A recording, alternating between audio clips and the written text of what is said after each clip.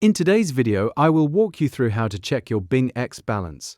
Need to check how much crypto you have on BingX? Whether you're planning to trade, withdraw, or simply monitor your portfolio, knowing where to find your account balance is essential. Once you're on the home screen, look toward the top navigation bar and tap Assets. This is where you'll find all of your account balances and wallet information.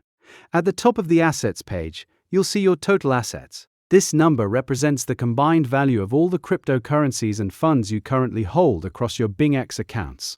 If you don't want your balance visible while you're in public, simply tap the eye icon to hide or reveal your asset value whenever you need. You'll see different account types, such as your fund account, spot account, futures account, and any other wallets available on your BingX account. Tap on any account to see its specific balance. For example, your fund account stores assets used for deposits and withdrawals. Your spot account contains funds available for spot trading. Your futures account holds assets allocated for futures trading. This makes it easy to know exactly where your crypto is stored.